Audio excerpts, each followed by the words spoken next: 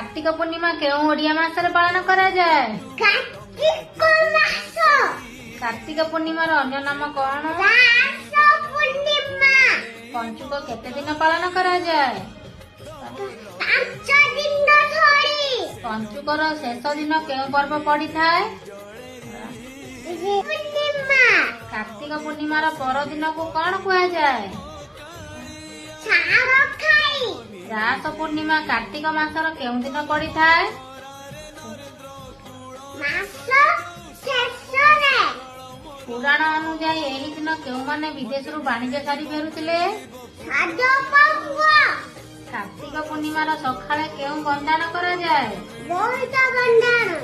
कार्तिक मास को केउं मास बोली कुआ जाए? धर्म मास। जय जगन्नाथ।